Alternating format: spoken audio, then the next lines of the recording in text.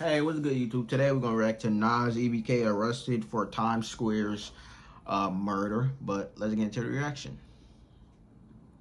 Nas Ebk started rapping in 2021 and quickly picked up some buzz in the game. But he's also known for being a wild dude who's constantly dissing the ops on social media and in the booth. A lot of people weren't sure how active he really was in the streets. Like, I don't know much about Nas. He's facing a murder charge after allegedly shooting a dude in one of the busiest places in the world. Let's get into what went down. Just a few weeks ago, Nas Ebk was booked by the U.S. Marshals over a YouTube prank. He linked up with his homie Bubba 100X to film a prank video at a local grocery store. And in the video, you can see him walking up to random people and screaming in their faces. At first, it looked like another pointless prank video, but then Nas made the situation serious.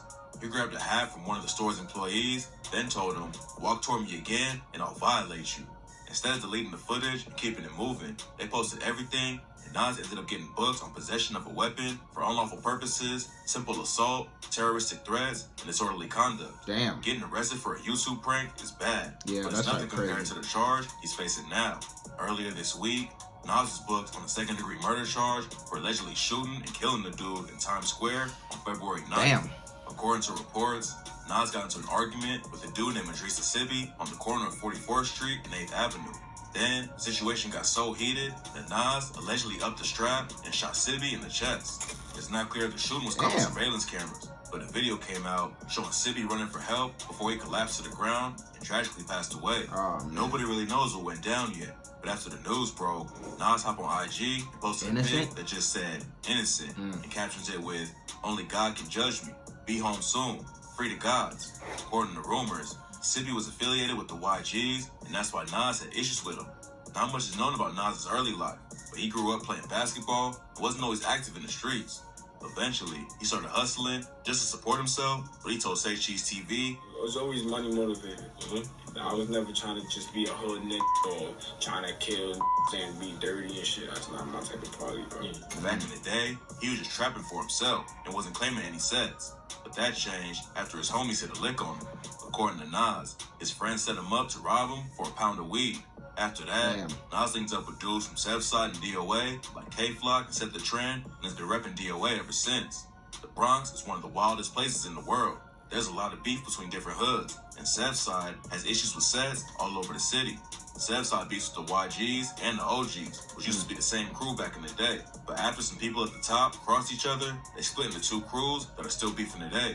Back in July 2021, a rapper named Ty Swish, who was allegedly affiliated with Sex Money Murder and cool with a lot of DOA members, was shot in the head and killed. A few days later, they allegedly clapped back and killed a 13-year-old Crip named Jerry and Elliott, aka J Rip, after catching them outside a cafe in the Bronx. It was a brutal murder, but it only took a few hours for the other side to get back. A member from the 800 YGs. Hey man, it don't matter what age you are. If you jacking some shit, they gonna come for you. Raji's had allegedly clowned J Rip's death on social media, and just a couple hours later, he was shot in the head while getting into an Uber. Two shooters rolled up on him, and before he even had time to act, they was already letting off shots. Damn. Raji's was one of Nas Ebk's biggest ops. They was always sending shots back and forth, and it's rumored they actually went to school together back in the day. Even after Rod died, Nas kept sending shots at him. This and dead ops is a big part of drill. But obviously, most people ain't cool with it. One day, when Nas had court, Rod's girlfriend came up screaming at him. So Nas just spit right in her face. According to Nas, she knew he would be there and decided to ambush him. She allegedly had a bunch of other people with her too, but you can't see him in the video. A lot of people think Nas still dissing Rod 2 years after he died is getting weird. He's known for saying rah all the time, but he told Say Cheese TV that he has a good reason for it. According to Nas, before he died, 2 days before he died, he said, "I'm gonna kill you when I see you." That's the main reason why I was really going rah crazy. Around the same time Rod was killed, Nas decided to hop in the booth and start dropping drill tracks. He said that being a rapper wasn't ever something he wanted to do, but one day he was chilling with Set the Trend in the studio, and Set convinced him to lay down a verse. Nas was already known for sending crazy shots at the ops on social media, and he went all out with the dissing in his music too. His first song was a track called Bunny in the Box, where he damaged the shots of the whole city. Nas says he knew he would be one of the most hated rappers in the city after it dropped, so he just went as hard as he could with the disses.